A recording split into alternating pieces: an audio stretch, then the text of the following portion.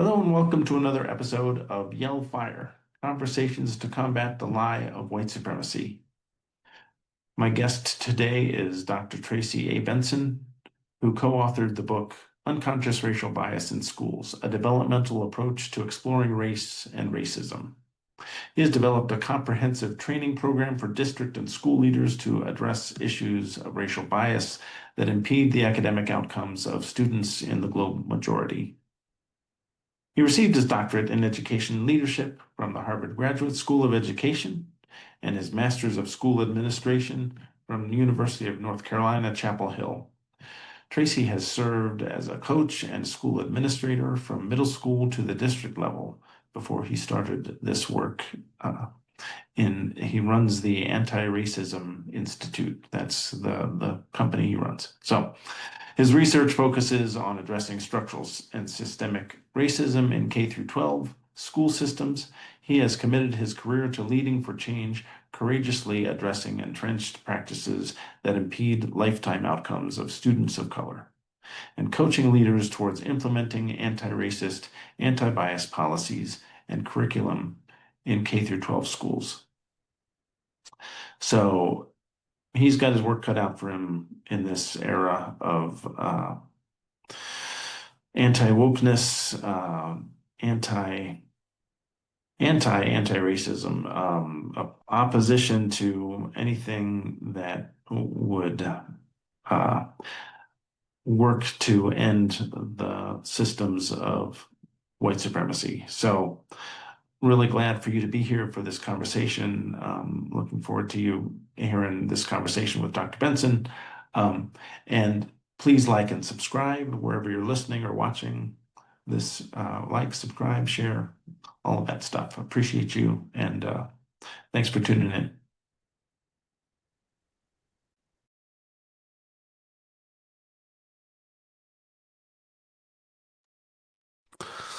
All right, Tracey Benson, welcome to Yell Fire. So excited to have you here. Thanks for joining me. Awesome. Well, thanks for the invitation. I feel very honored and privileged to join you today. Yes, thanks. We're going to dive right in. Just tell us a little bit about yourself, about the Anti-Racism Institute, and if you want to talk about your book on conscious bias in schools, that would be cool. Just a little background and who you are. Wonderful. So I'm originally from Milwaukee, Wisconsin. That's where I was raised. I was actually born in West Africa, but raised in Okay. Milwaukee, Wisconsin. And I'm a child of two educators. My mother Mhm. was, and sort of should be a retired counselor by now, but still does the work. My father is a Yeah. former special ed teacher. So I'm a product of educators, and henceforth I became an educator. I started out being a fourth grade teacher in Houston, Wow. Texas. I spent my career in public schools, from a teacher to AP to a principal. Toyed around with the idea of a superintendency, but got burnt out after some really tough Mhm. work in two secondary schools that needed a lot of work done. And so I took a break to go back for my doctorate. And during that time, I wanted to spend time learning more about being a more effective leader for racial equity. That was my intent. But when I got to the program, it was everything but that. Um, that Ah, wasn't even wow. on the syllabus or agenda. And Wow. so with that, I was disenfranchised, but didn't let it get me down. And so after my doctoral studies, I decided to go into academia to sort of be the change I wanted to see in the world, and started a Hmm. research agenda around anti-racism leadership. So Wow. all of my empirical research is around anti-racist leadership, racism, vestiges of racism in K-12 education. And that's what I do because that's the type of research that I was looking for and I couldn't find. And so Okay. I wanted to be the academic to produce that literature. And in that, I received an invitation from the co-author on my book, Unconscious Bias in Schools, Sarah Fireman, to join her on the book project back Okay. into, I think we initially started in 2017 writing the book. Hmm. And she had written an article, I think it appeared in ASCD by the same name. And then she was asked to write a book because it was a very popular article. And she wanted to write it with someone of color. And I was her teaching fellow when she was a professor during my doctoral studies. So I was her teaching fellow along with another one of my colleagues. And she asked me to join her.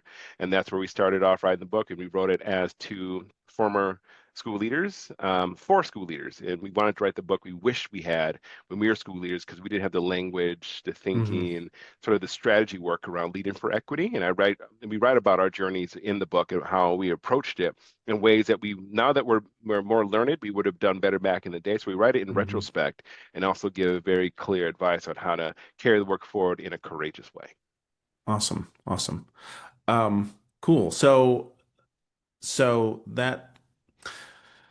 that's the background. That's how you started. So take us through. So you did all this research, did your graduate studies on this subject, and then so how did the Anti-Racism Institute come about, and kind of what maybe even take us through a successful engage. What is a successful engagement? So you're working with local school districts and other groups. What does that look like, and how do you help clients? Yeah, so it initially started because, when during COVID, when I was a professor, I was getting kind of bored. I was doing my empirical research. I was also teaching, which I love teaching. Hmm. Empirical research, I could give or take. You have to do it as an assistant professor. I could Yeah, take yeah. or leave it. And I was also writing a book, but I was so far from practice that I wanted to still be involved. And so I started taking really small contracts, working with like individual leaders or Hmm. small RFPs around equity work, around increasing achievement outcomes for students of color, because that was my specialty. That's what I did as a practitioner, and I got better at doing that. So I took Yeah. small contracts, and I was doing things here in different states with different school districts. And my uncle sat me down one day because he realized that I was, sort of just doing a jack of all trades around equity work. He's like, you need to write a program that you can offer that takes all your expertise that you're using and put it into a boxed program for Mm. folks to then understand what you do and come and look for you rather than you going to look for them. He gave me a one-page business proposal. He's like, blank business. He's like, fill it out. And so I I love love it. teaching. And so I wrote a syllabus. Basically, Oh, the okay. Anti-Racism Leadership Institute is a Yeah, standalone I love it. course that exists outside of university. So we're basically our own university in a very Hmm. small scale. Hmm. And what I envisioned, and I've always thought this with leadership development programs and teaching programs, is that the development doesn't stop when you graduate. That's the biggest error I see in leadership programs because most of what you learn is on the job, Hmm. but the Hmm. institution cuts ties with you as soon as you graduate. And so, as a Yeah. part of the Anti-Racism Leadership Institute, we have 10 hours of learning that's hybrid now. We were born in COVID, so it was fully virtual for the first Okay. year and a half, Yeah, right? Um, yeah. but 10 hours of learning, which our book as the core text, along with other supplemental texts around courageous and engaging leadership, some films, some things to listen to, and then we have a cohort experience with folks who come from right now all over the world. Like we went from Mm. a small cohort of 7 in our first cohort to like in our third iteration, over 100 leaders from all around the world. Oh, It wow, wow, was wow. such an amazing experience because folks during COVID were looking for an outlet to continue their learning. And Yeah. so we had Yeah, folks yeah. from Brazil, from China, from South Africa, from New Oh, Zealand, wow. from Wow, the wow, wow, wow. UK, and they bring all these leaders together. And I would cut them up and put them in cohorts of 10. And they would interact with each other in a way that the issue of oppressed populations and Yeah. schooling is a global issue. Yeah, yeah. Gotcha. And so, along with the 10 hours of learning, where these leaders engage with each other, once they finish the 10 hours of learning, each person gets their one-on-one executive coach. And those are Hmm. folks who've gone through the institute, who've done real well within the organization, and now have come back to coach with us.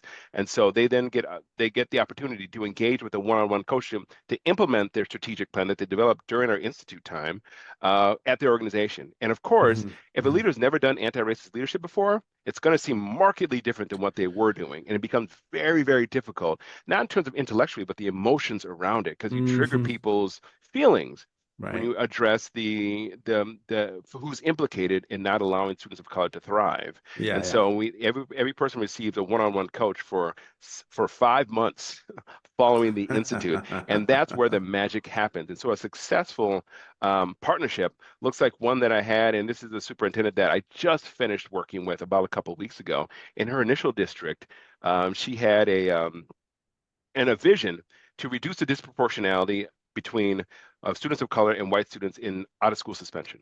Okay. Yep, yep, Now, yep. as we started talking, I forgot that she ran an elementary school district, K-5 district, so all of her school elementary Oh, schools. wow. And I was like, we'll call her Nancy. That's not a real name; it's a pseudonym. I was like, Sure, Nancy, sure.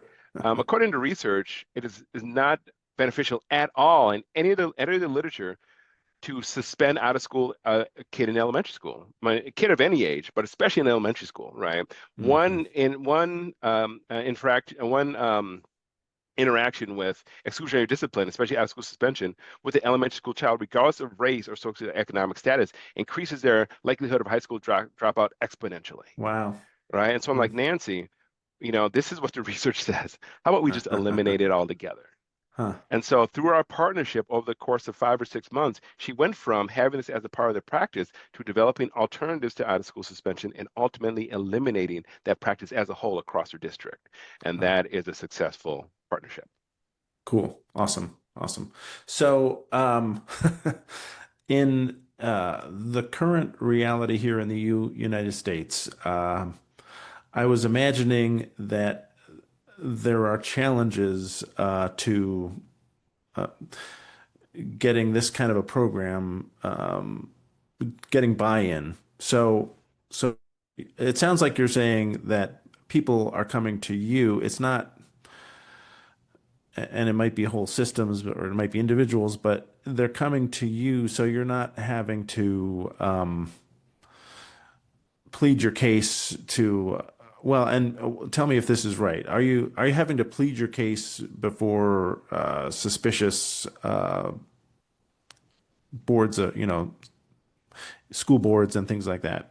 How does the interactions start, and are you finding more and more pushback in recent years as 2020 turns into into now? Yeah, I guess that's my question. Yeah. Yeah, I mean the time in which we were born and we started to proliferate was post George Floyd. And so Hmm. that was a time where everyone wanted to be an anti-racist. So Yeah, sure, sure. we didn't have to look for anything, right? Folks came and found us in droves. We Yeah, went yeah, from like launch to red hot to white hot, yeah. right? And we stayed literally white hot for like 2 years. We Hmm. had Hmm. more work that we could ask for. We had to turn folks down, like, listen, you gotta wait. Hmm. Everyone right now wants to be an anti-racist. So like, we had to put folks in a queue. Yeah, yeah, And as the sort of the political winds have turned, I mean, we've realized, and of course, I realized before the post George Floyd moment, was that most of the motivations behind doing anti-racist work came from an impetus of guilt and shame. yeah, You yeah. know, companies and school districts and leaders didn't want to be left out, and they wanted to be on the right side of history. So they Hmm. wanted to perform and demonstrate through a partnership, right? And we're a Yeah, yeah, partnership of substance. We don't just come in and talk, yeah, we yeah, do. Right. But there are yeah, a lot of organizations that are there that are they just do a lot of talking, but not say yeah, that's a bad thing, but they do a lot of talking without substance. And we're the yeah. substance, like we're gonna Gotcha. our primary goal is for outcomes for students. And so initially we didn't have to look for anything. But as I said, as the political winds have changed, things have slowed down significantly, especially Hmm. recently, with the Okay. outlawing of DEI work and saying Yeah, the yeah, words yeah, like yeah, yeah. equity and all Right. of that. And we're called the Anti-Racism Leadership Institute, right? Yeah. You can't get away from that. And Yeah, it's yeah. called unconscious bias in school, so we can't get away Yeah. from that. Right, right, And right. so we have found, because I do a circuit of different conferences that I not only speak at, but I have a booth like in the vendor hall. And Hmm. we do Hmm. have a lot of interested individuals come by to talk through what we do exactly and are skeptical, right? Yeah, yeah. And I get them talking like, so tell me more. These are board members, these are Hmm. superintendents, some of these are principals. And they're like, why do you exist? So I just get them talking about what are some of your big goals in your school district when it comes to students of color in your school district. And unfortunately, it's a national issue where a lot of school districts, especially among Black and Latino boys, have this huge outcomes gap, Yeah, academically, yeah, yeah, attendance-wise, yeah. graduation rise. So I get them Hmm. talking and describing the nature of their issues, and I also talk with them about what have been some of their solutions that haven't worked. And Hmm. so that is then opening the door to say the reason that we're the Anti-Racism Leadership Institute is because we want to signify that we specialize in closing the gap, achievement gap between students of color and white students, right? Hmm. It's not Right. just a political ideology. It's not just an Right, right, right, right. epistemology. Yeah, It's yeah. a way of doing to we actually erase these outcomes gaps. And they take these skeptics and make them believers because what they've been doing just simply hasn't been working. Yeah. Gotcha. Wow. That's yeah, that's powerful. And doesn't take the politics out of the equation, but it yeah, eliminates some of the resistance. That's good. So are you saying, were you saying that that happened like, is this more mostly teachers and boards and superintendents of color that are coming and asking for that, or is there more of a spectrum than that? So And at some of the I won't name the exact conferences, right? But some of the national administrator conferences, superintendent conferences, we have to Mm. remember the majority of superintendents are white males. Oh, sure. Yeah, yeah. The majority of members across the country, whether it's a majority white district or like a district that's more diverse, the majority of board members are white. Yeah, And yeah. so the majority of my audience at these conferences are white people. And Hmm. so, yeah, so that there's, I would say numerically, far more white leaders who we're talking to rather than Sorry. leaders of color. Hmm? I'm sorry. I thought Yeah, the- I always think in the middle of the conversation, I think, did I hit record? And I did. So no, I was like, no, we got to do it all over again. sorry Okay, about I've done that that. before. I have done that before, really early on, and we had to sort of fake it Yeah. again. So sorry about that weird expression on my face. No problem, no problem. Um, cool. So I appreciate you kind of digging into that. Part of my questions are based in my experience. So my kids, we lived I live in Albuquerque now for the past 5 years. But when our kids were growing up, we lived in the suburban Philadelphia, like northern suburbs of Philadelphia, Bucks County, PA, and the school district got crazy in the ways that have been in the news over the past several years. Um, They were trying to bring in Hillsdale, the 1776 curriculum, and like super whiteify the curriculum. And so while I was there, I was, a tiny part of kind of resisting that. And we had a couple of elections that didn't go our way. And finally, those the most extreme elements of that board makeup got ousted, and parents kind of the good thing was that enough parents were concerned about that they they saw whitewashing for what it was and said, well, we don't want that. So that's cool. So that I think a lot of my questions and a lot of my like my awe and inspiration at hearing uh, your work and how you're doing and the progress that you're making. Maybe it seems slow and not enough in these days, but I appreciate your work and I understand that kind of some of the barriers that you must face as you work at this.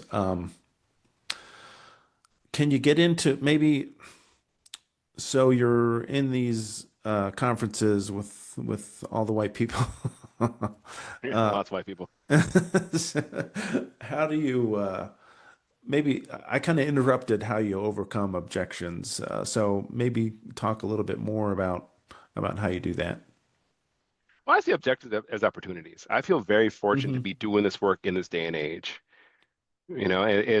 It's something where I see that the country is moving. We might think like I hear all the time, like, oh my gosh, we're regressing. What do we do? I just want to give up. Like, what time in history has it been physically safe to do this work in a very open and unafraid way, Hmm. right? And Hmm. Hmm. and um and unapologetic way. Just as early as 30 years ago, there were times in which folks were physically attacked, Yeah, yeah, bombings of churches, burning downs of houses, burning crosses on lawns, right? yeah. And that is Hmm. it's relatively recent history. Folks forget that's relatively Hmm. recent that this type of violence and this type of violence was happening in the 80s and the 90s, right? I was born in Hmm. 78, but it was Yeah, happening in the 80s and the 90s. We yeah, just didn't have yeah. social media and news Right. coverage of it, right? With folks who Hmm. were doing this type of work. And so to be able to do this work so publicly and not have be in any physical danger is amazing. Yeah, I can yeah, go yeah, on yeah. podcasts, we can have a conversation, and this can go Yeah. out, and it's maybe I'll get a couple of pieces of hate mail through email, but that's about it, right? And Yeah. so I kudos and I'm really thankful to my ancestors for going through what they did Yeah. so that we can Yeah. have these Yeah. Yeah. moments to talk freely and push for this agenda in a way that is substantive for people of color, right? Because Hmm. if the problem goes away, right, if health Right. Right. outcomes become even, if access to affordable housing becomes even, is access to high quality education becomes even, Hmm. if if the wealth gap disappears, right? We don't need it. We don't need anti-racism anymore because Right. we Yeah. have Yeah. sort of recognized the foundational problems, right? And Yeah. that's Yeah. the Yeah. goal. And so any opportunity I have to engage with anyone gives me an opportunity to really hear from them. Hmm. And I Hmm. really enjoy hearing from someone who comes up to me, and this happens all the time. Why are you here? You know that the Yeah. country Yeah. doesn't Yeah. support your cause anymore. I'm like, so what is my cause, Uh-huh. according to you? Because it sounds like you're upset that by the fact that we would occupy a space that we paid for in this Hmm. vendor hall. Right. Right. And we just get to having a conversation. And what I do is I ask probing questions, not to convince these folks that they Hmm. should think like me, because that's the definition of close-mindedness, right? Hmm. I'm Hmm. not Hmm. trying to ask you leading questions to convince you you're wrong. I truly want to understand what your motivations are for Yeah. hating the word anti-racism. Hmm. Right. And what it Wow. comes down to for a lot of people is genuine fear. It's not BS. They're not Yeah. putting on just out of hate.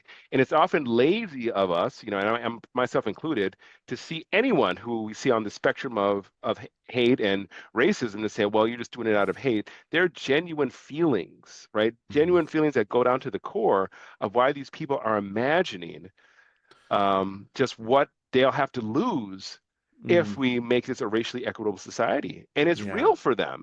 And Yeah. so getting the Mm. opportunity to listen and learn from folks who, of course, they haven't read your book, right? They haven't read my book.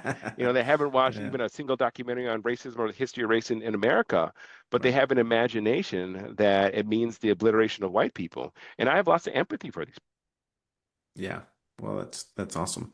Um, yeah, I have I interviewed a guy, an indigenous leader who I was following him on LinkedIn, and he wrote about this interaction with somebody who was really opposed to what he was doing, decolonization work. And he, like, I imagined how I would how angrily I would have responded to that interaction. um, and he described how he responded from a place of curiosity and wanting to understand. And when I wrote to him, he just responded that, yeah, well, this person was hurting, and um, so when people who are doing this work can recognize kind of the humanity of people who are not, at the same place in their anti-racism journey, or even opposed to it, that's, I think, I think that's, I don't I don't want to excuse bad behavior or you know racist behavior, um, but I want to recognize people hurting in a better way. So I learned something from that interaction. So I Yeah. appreciate what you were saying about that.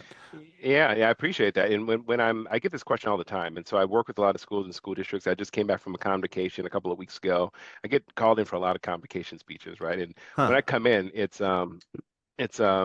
something where if I'm invited in, you know what you're signing up for, right? So I Yeah, don't yeah, yeah, pull yeah. any Right. punches with how I talk, what I talk, and I like to have it be a learning and engaging experience. And I get this Hmm. question all the time. It's like, so what do you do about these sort of hateful racists? I'm like, well, can you describe a hateful racist to me? Huh. I just let folks talk, right? Yeah, yeah, yeah, yeah. And Right. it comes down to really understanding that if we are ever in our mind closed-minded enough to think that we need to change someone else to be more like us, we're not doing any good for anyone.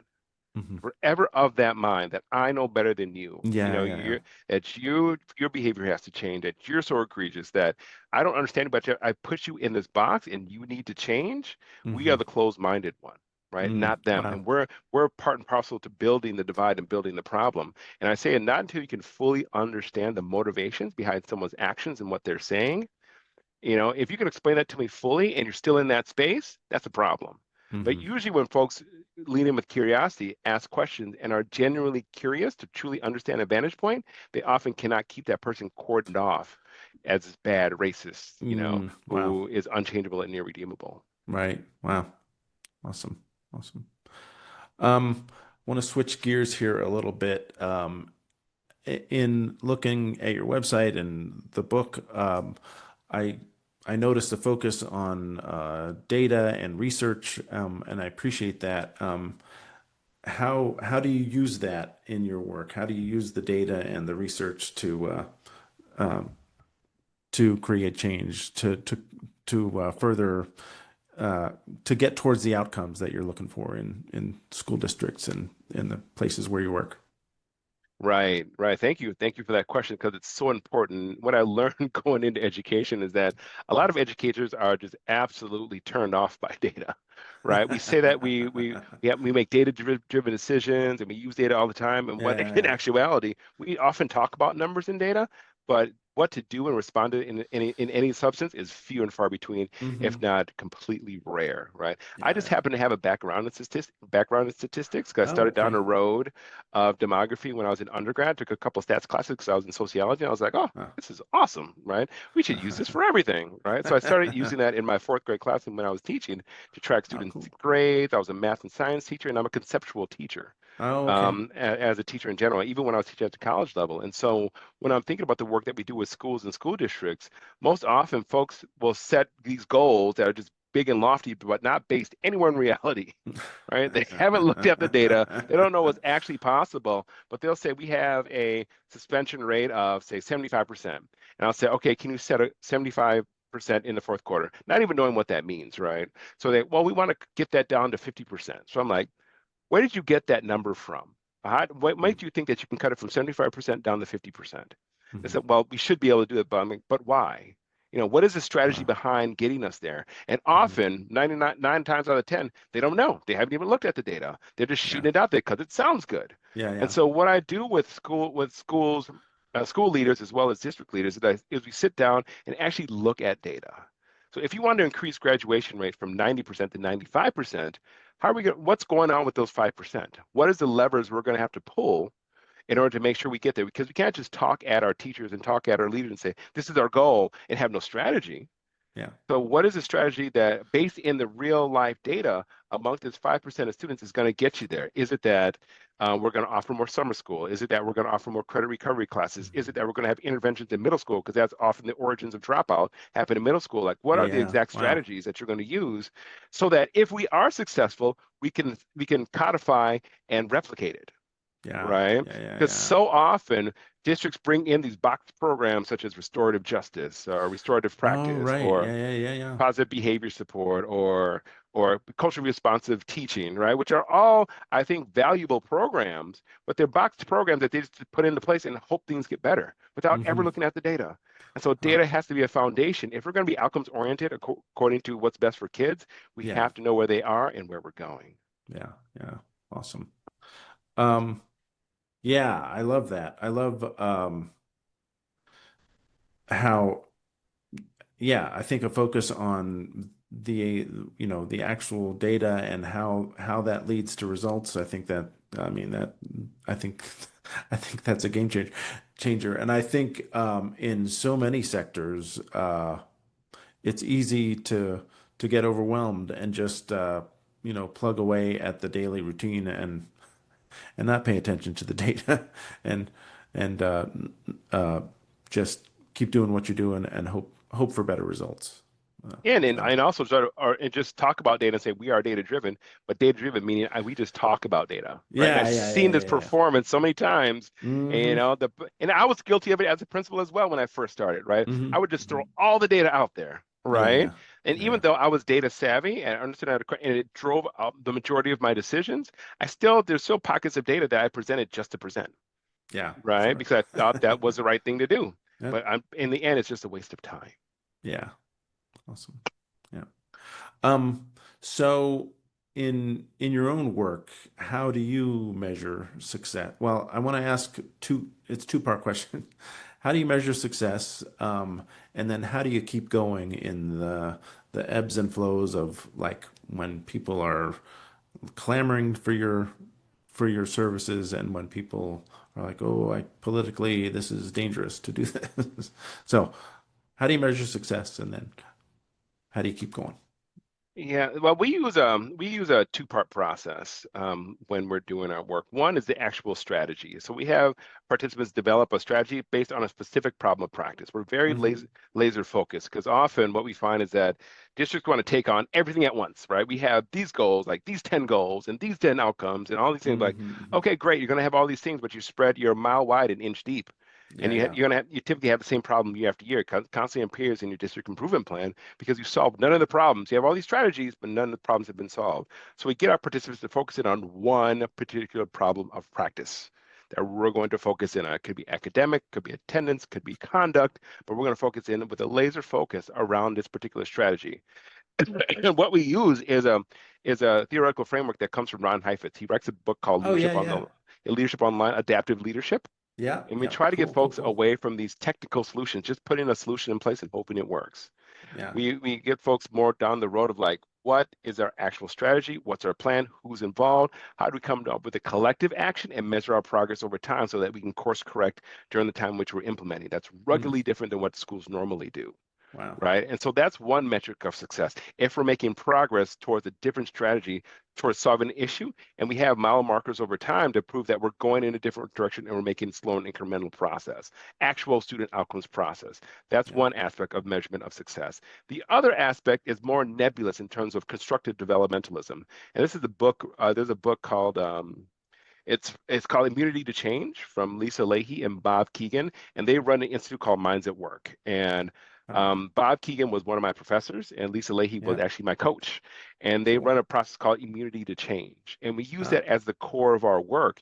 In that leaders are often in their own way, right? ah. And so what this Okay. process does is get into the mind of a leader around what their espoused goals are, opposed to what are their internal conflicts with reaching those goals. And it's often Ah, based in fear, right? yeah. And we Yeah. and we Yeah. both write, Sarah and I both write about this in the book. Part of my fear is being a young, early 30s black man, first black principal of this high school where all of my teachers are white. 100% of the teachers Yeah. are white. And I was the Yeah. first black male principal ever in this district. Wow. Wow. And Wow. Wow. so my big fear was if I talked openly about race as a key mitigating factor to why students can't are being prevented from achieving what they could, and that teachers need to sort of ingest and own that their racial lens is preventing them. I Mm. feared that the white teachers would turn on me, right? Yeah. And Yeah. Yeah. that they would think that I'm calling them racist, and I wouldn't, wouldn't last long as a principal. It was this very Yeah. dichotomous thinking. Like, I don't talk about it, I'm safe. I do talk about it, I'm in danger. So I chose not Hmm. to. But there's all Yeah. this gray space in between. Hmm. And so we help leaders through the immunity to change process understand that there's gray space in between. It's not all or nothing. And Right. that's the lever. That's a key part of them then realizing the goals when they implement the technical plan, they're working on their mindset because they're the actual lever for change. Not so much the Yeah. strategy, it's how they interact with their staff and the strategy as they implement it. Wow.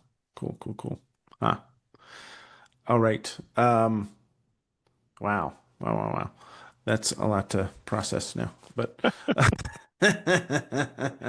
It's that's different. It's yeah, different. no, but that's a big yeah, that's a big shift from yeah, we live kind of in an all or nothing world and to think about, how can you make some progress? How can you be true to yourself? How do you, instead of closing yourself off from these discussions, how do you open up and open up to some challenging conversations? And yeah, especially when it could lead to, uh, boy, I won't have this job if I open my mouth too much. So Yes. Yes. There yeah, you go.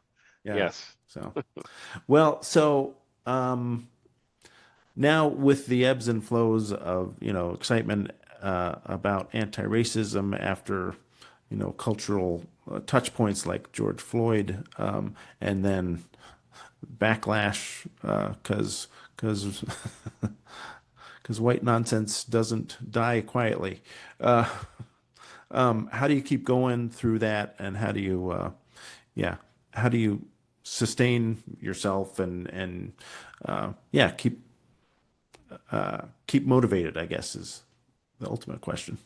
Thank you.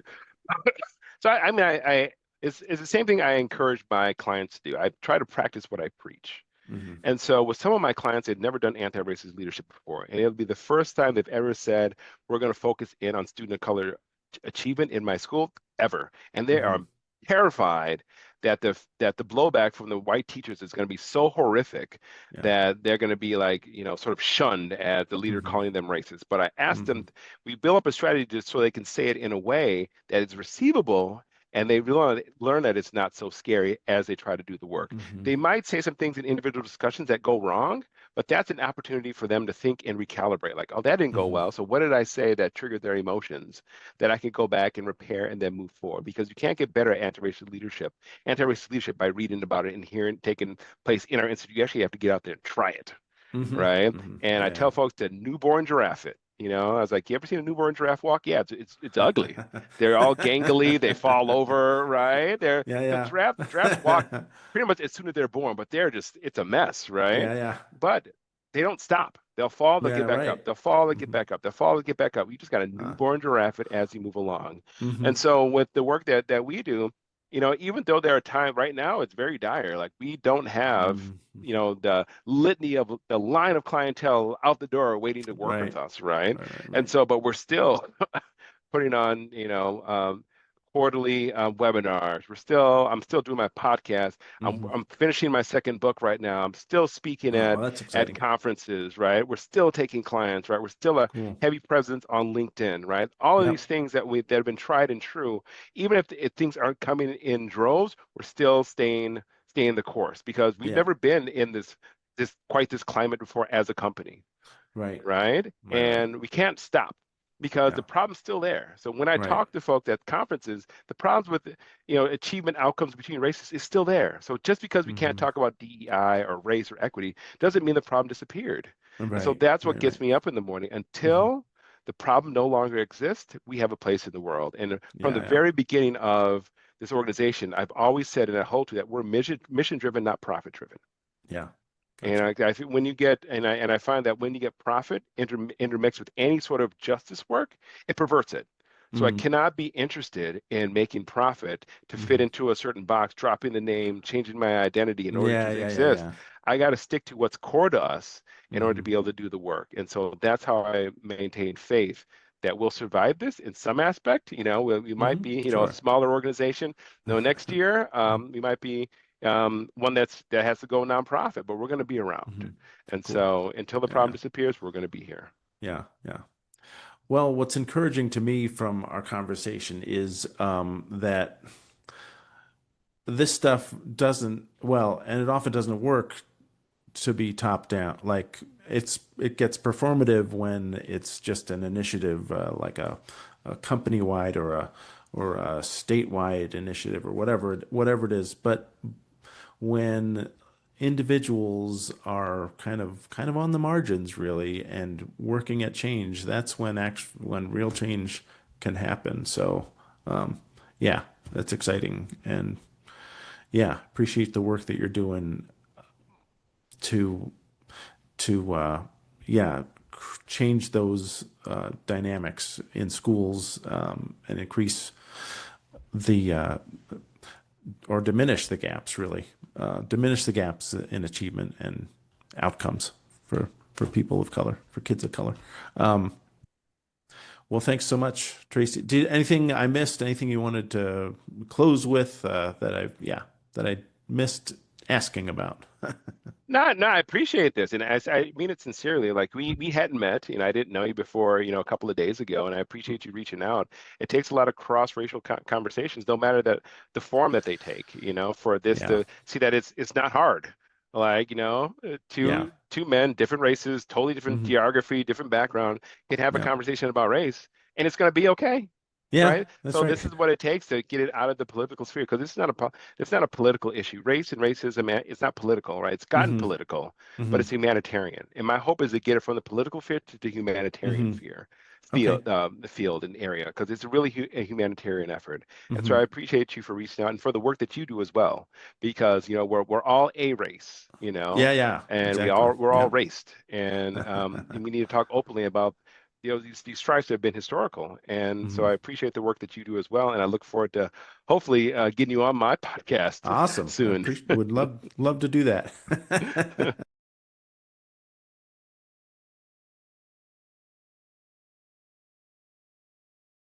Hey, thanks for tuning in to this episode of Yell Fire. Please, again, like and subscribe and share as much as you can. Appreciate that. And I'll see you next time. Take care.